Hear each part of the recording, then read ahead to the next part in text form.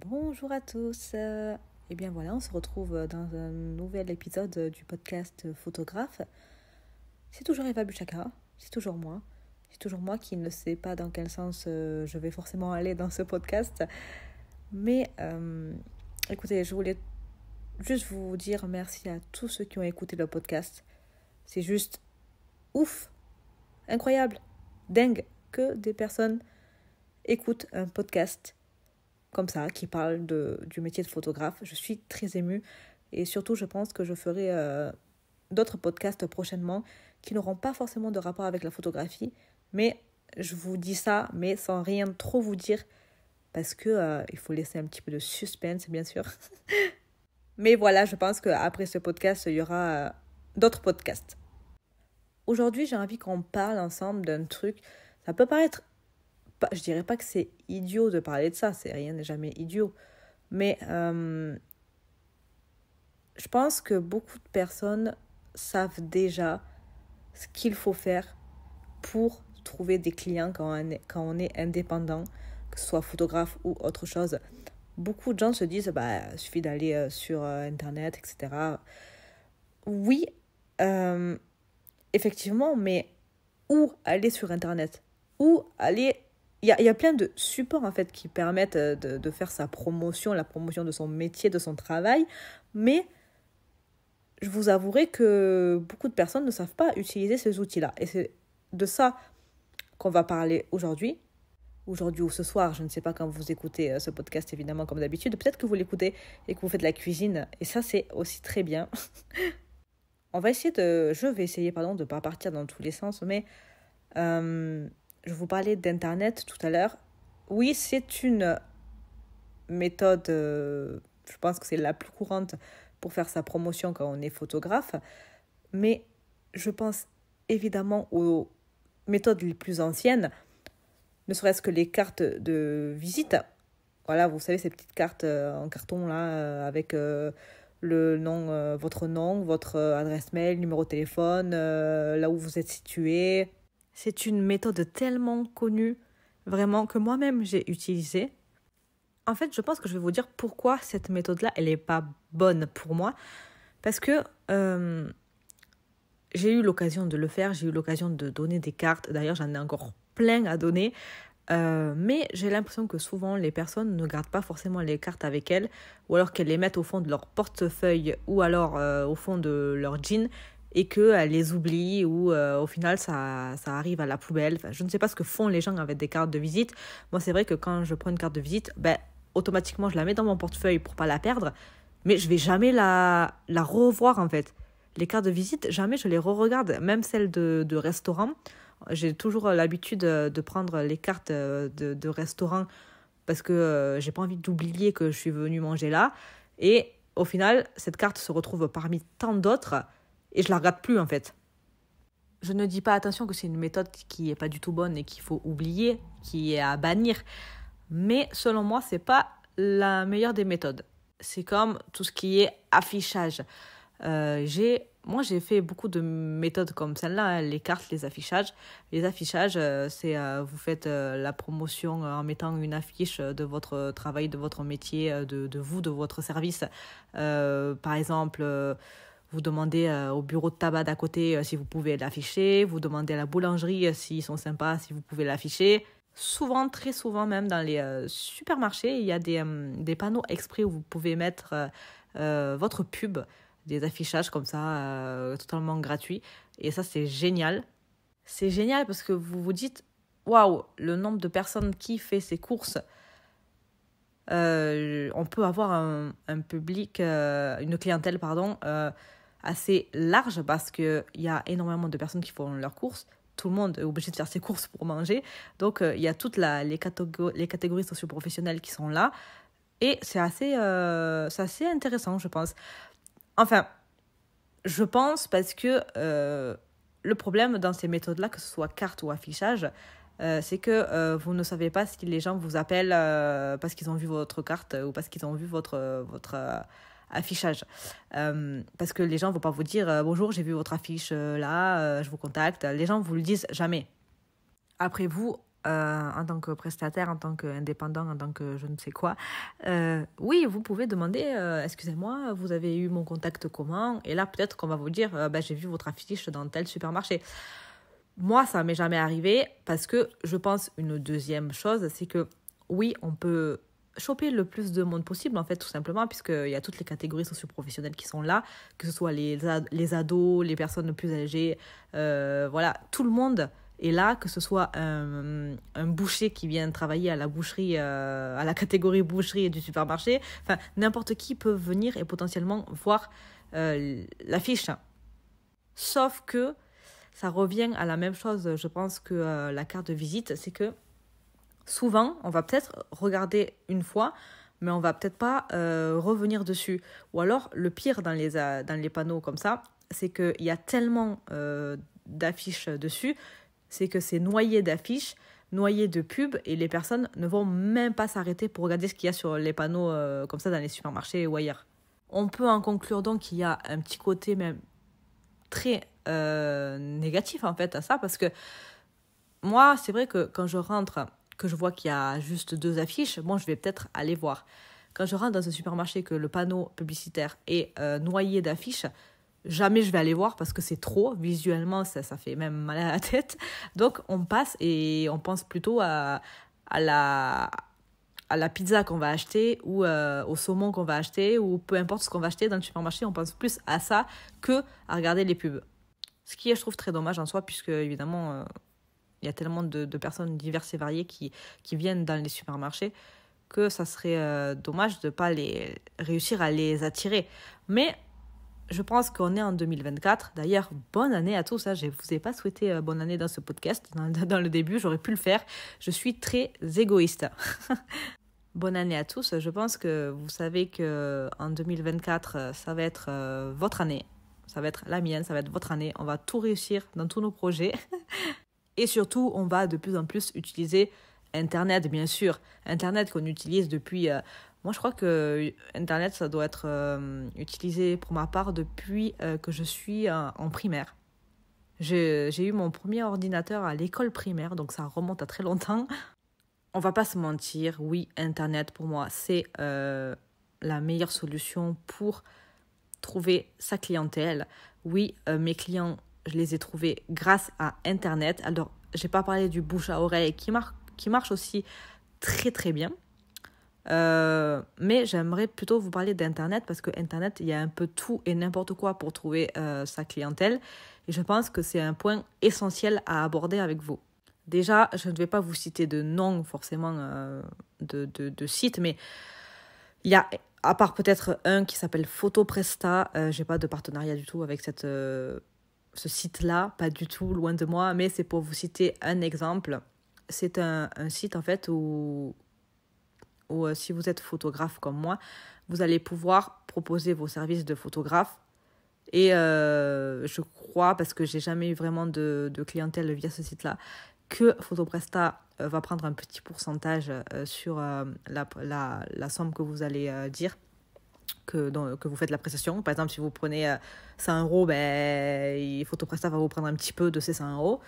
Je vous parle de cette marque, c'est pas pour les accabler ou quoi que ce soit, mais je trouve qu'en fait, déjà, c'est pas terrible de devoir perdre un petit peu de l'argent parce qu'on en perd déjà avec l'URSSAF, tout ça, donc... si en plus il faut perdre de l'argent sur des sites comme ça, je trouve que c'est pas une bonne méthode. On peut aussi prendre des abonnements, je crois, sur ce genre de site-là. Donc encore perdre de l'argent, alors qu'on peut trouver des clients gratuitement ailleurs.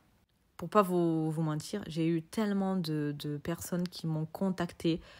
Oui, bonjour, je fais partie du site Machin Chouette. On est là pour donner de la visibilité sur les photographes. J'en ai eu vraiment à la pelle, mais vous imaginez même pas, à tel point qu'on est noyé par tous ces noms de sites et on revient au basique en fait, j'ai envie de vous dire. Moi, je suis totalement revenue au basique, essentiellement Facebook, qui pour moi est, je pense, la base pour trouver ses clients. Sauf que on trouve des clients avec Facebook, mais ce n'est pas tâche facile, puisqu'on sait que beaucoup ne veulent pas payer, comme moi je fais des sites externes pour trouver des clients. Donc du coup, forcément, ils vont tous aller comme moi sur Facebook et on va se retrouver avec des centaines et des milliers même, je dirais, de photographes qui cherchent leur clientèle comme vous sur Facebook. Donc ça fait vraiment moins de chances de trouver des clients, forcément, puisqu'il y a plus de monde qui est là pour en trouver aussi. Le souci, même si je pense que c'est la meilleure des méthodes Facebook, parce que c'est grâce à Facebook que j'ai ma clientèle, le plus gros souci, c'est que dû à cette affluence de photographes qui viennent de n'importe où et de nulle part à la fois, c'est que ce sont souvent des photographes qui vont essayer de baisser un maximum leurs tarifs pour essayer d'avoir de plus en plus de clients. Ça sera le sujet du 3e podcast, je pense. Vraiment axé sur les types de photographes qu'on peut trouver, comment les photographes font, quelles méthodes ils utilisent pour tuer, entre guillemets, d'autres photographes. Ça, c'est vraiment... ça sera un podcast spécial haine contre certains photographes, photographes, dans le prochain podcast, à mon avis. Dans les prémices de ce... Enfin, pour un petit peu faire les prémices du prochain podcast, oui, il y a des photographes très peu scrupuleux qui vont essayer toutes les méthodes pour prendre votre client. J'y reviendrai vraiment, je ferai un long podcast là-dessus, je pense. Mais c'est à la fois difficile d'avoir des gens comme ça sur Internet parce qu'à la fois vous allez perdre beaucoup de clients à cause d'eux, alors que vous allez proposer des tarifs totalement corrects et adéquats à votre prestation.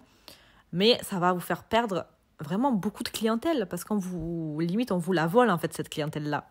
Je ne vais pas trop aborder ce sujet-là parce que ça sera le prochain podcast, le prochain audio, mais je pense que malgré ça, il faut quand même s'obstiner, je crois que c'est ça le terme, persister dans la recherche de clients sur Facebook, parce que je pense que c'est là où effectivement il y aura le plus de monde et c'est là où il va falloir utiliser quelques astuces afin de pouvoir trouver le plus de monde et avoir le plus de réponses possible.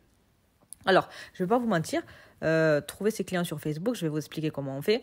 C'est pas tâche facile parce que en fait, il faut se mettre à la place aussi des gens, les gens qui cherchent un photographe.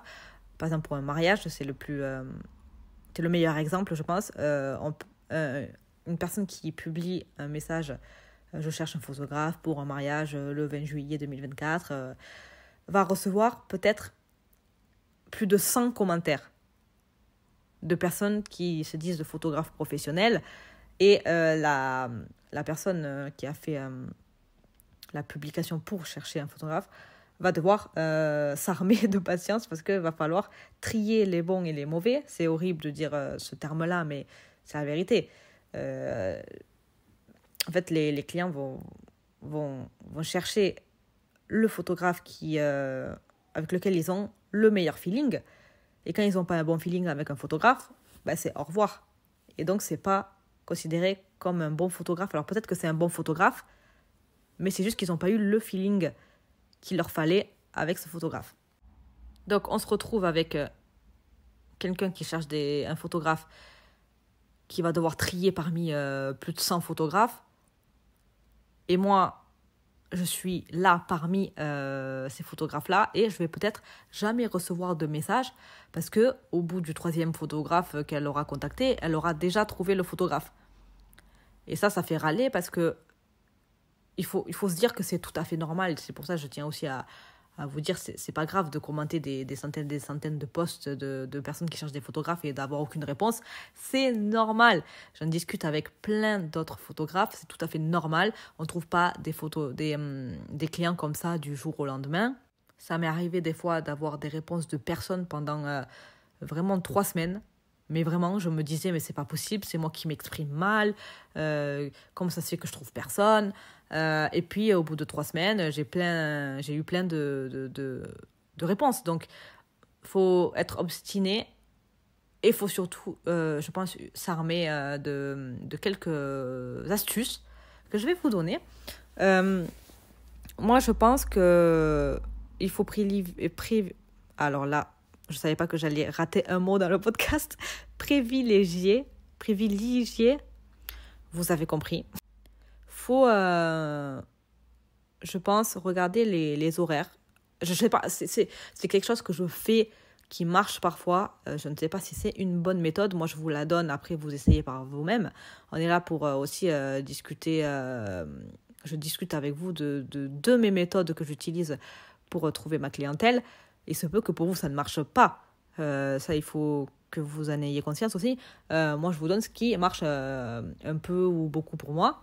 Donc, ce que je fais, c'est que j'essaye de regarder tard. Alors, ça ne veut pas dire qu'un photographe doit être H24 sur son téléphone ou sur son ordinateur et être un gros insomniaque. Mais s'il y a un soir où vous rentrez tard parce que vous avez fait un shooting, voilà, vous rentrez tard, ou parce que vous êtes allé en soirée, vous avez fait un repas en famille, vous rentrez tard, au lieu de rentrer chez vous et d'aller vous coucher directement, passez, mais vraiment juste 5 minutes sur Facebook. Parce que je trouve que c'est là où il y a beaucoup de personnes qui vont faire des demandes de recherche de photographes. C'est à minuit, souvent.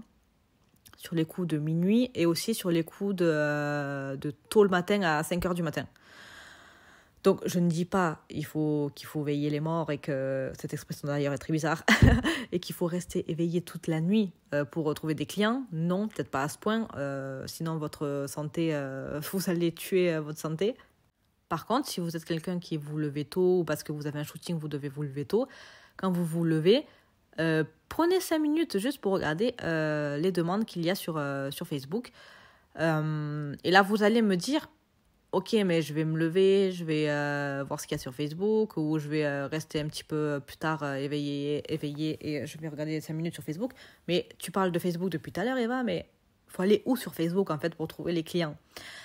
Oui, donc je vais vous le dire, moi, mes méthodes sont très simples. Vous pouvez faire quelque chose qui est facile à faire, c'est que vous allez sur la barre de recherche Facebook. En fait, vous marquez « Cherche photographe ». Et vous allez dans la catégorie « Publications ». Et vous allez avoir comme cela les publications de toutes les personnes qui, dans leur texte, dans leur publication, auront écrit « Cherche photographe ». Donc forcément, vous allez tomber sur toutes les personnes qui cherchent un photographe. Alors après, il y a des variantes. Vous pouvez marquer « Recherche photographe », besoin d'un photographe, voilà. Vous marquez ça dans la barre de recherche et vous allez tomber sur toutes les personnes qui ont écrit « J'ai besoin d'un photographe, je recherche un photographe, je cherche un photographe ». Ça, c'est une première chose. Ensuite, moi, je vous invite aussi également à faire 2 autres choses, dont une que j'ai faite et qui est vraiment hyper sympa, mais je vous la mets en dernier pour finir le podcast. Tout d'abord, moi, je vous invite à aller sur tous les groupes de recherche, de prestataires, tous les groupes que vous pouvez avoir. Prestataires de mariage, si vous faites des photos de mariage. Je pense que quand on est photographe, c'est bien de faire des photos de mariage parce que c'est là où vous allez avoir le plus de clients, hein, normalement. C'est là. Donc, si vous êtes photographe de mariage ou autre, il y a des catégories pour tout, je pense, mais pour les mariages, c'est plus important, je pense. Vous pouvez aller tout simplement sur la barre de recherche Facebook et là, marquer photographe. Et vous allez dans la catégorie groupe et vous allez avoir tous les groupes de photographes, d'entraide de photographes, pour le matériel photo, etc. Donc déjà, rentrez dans tous ces groupes-là parce que vous allez peut-être vous faire des amis photographes ou des connaissances photographes qui vont vous aider dans la démarche de trouver des clients. Et ensuite, vous avez d'autres groupes de prestataires de mariage. Donc là, vous pouvez marquer prestataire mariage sur la barre de recherche et aller directement aussi dans groupe, la catégorie groupe. Et vous allez avoir plein de groupes de prestataires de mariage. Alors, vous allez être mélangé avec plein d'autres personnes, avec des coiffeurs, avec des DJ, avec toutes les catégories de prestataires de mariage. Mais du coup, ça va vous permettre de faire en sorte que quand quelqu'un va publier là-dessus, quand vous allez ouvrir votre Facebook, vous allez tomber sur toutes les publications de toutes les personnes qui ont écrit dans ce genre de groupe-là. Donc oui, il y aura des personnes qui vont écrire qu'elles cherchent qu'elles cherchent un DJ. Par exemple, ça ne va pas vous concerner, c'est pas grave. Ça sera pour la prochaine publication. Et vous allez tomber sur des gens qui vont écrire je cherche un photographe ou un vidéaste, j'ai besoin de quelqu'un, êtes-vous photographe, qui est photographe ici dans la région Lyon par exemple. Et vous allez pouvoir vous positionner là-dessus. Dans cette méthode-là, il faut aussi prendre en compte qu'il y a beaucoup de personnes qui sont un peu perdues quand elles cherchent un photographe, que ce soit pour un mariage ou pour autre chose. Donc, du coup, il y a beaucoup de personnes qui vont être là en mode, par exemple pour un mariage, bonjour, je m'appelle Eva, je me marie dans 2 ans, je ne sais pas par où commencer, quel prestataire je devrais chercher en premier. Et c'est là que vous allez pouvoir aussi vous positionner parce que vous allez pouvoir dire à cette personne-là, écoutez, moi j'estime que trouver un photographe 2 ans avant le mariage, c'est totalement faisable.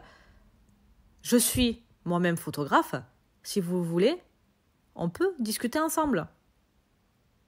Et voilà. Et vous allez peut-être potentiellement trouver une nouvelle cliente comme cela. Ma troisième et dernière méthode, parce que je m'étais dit que je ne voulais pas faire des podcasts plus de 30 minutes, donc on va finir là-dessus. Je vous avais dit dans les groupes Facebook de photographes, vous pouvez vous faire plein d'amis photographes, discuter avec eux. Dans cette méthode-là, vous pouvez trouver en fait un photographe avec qui vous allez avoir un attachement particulier parce que vous allez vous rendre compte que vous avez peut-être les mêmes difficultés ou que, voilà, je ne sais pas, mais vous allez peut-être créer des liens d'amitié avec d'autres photographes. Ça arrive et c'est très enthousiasmant pour continuer la suite de votre carrière, hein, moi je trouve. Moi, par exemple, j'ai trouvé, je ne sais pas si elle va écouter ce podcast, je ne pense pas, mais j'ai trouvé une photographe dans ma région. Il faut savoir que je suis nouvelle dans cette région, j'y suis depuis moins d'1 an. Et j'ai utilisé cette méthode qui est pas mal, c'est que j'ai cherché en fait quelqu'un qui voudrait que je la prenne en photo et qui voudrait en échange moi, me prendre en photo. En fait, j'ai fait un échange de shooting avec une photographe.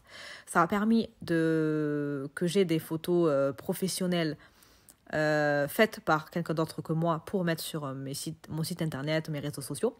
Et ça a permis de faire la même chose pour elle.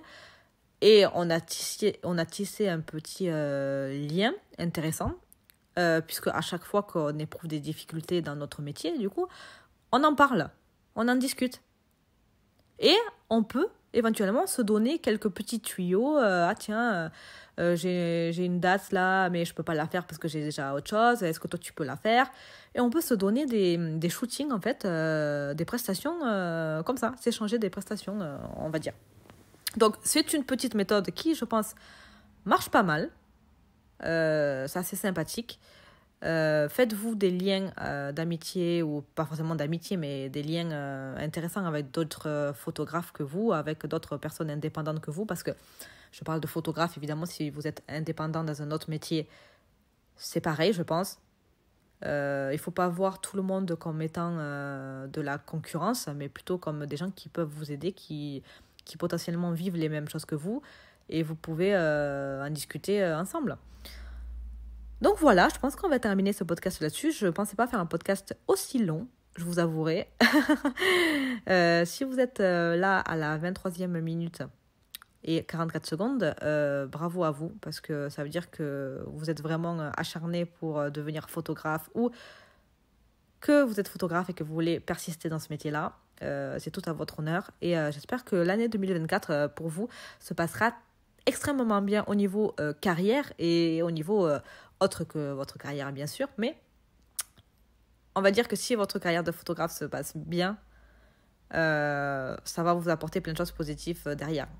Au niveau de la santé, je suis sûre que déjà, ça va vous rendre plus heureux d'être bien dans votre métier et d'être totalement en accord avec les difficultés que vous avez, comment les surmonter.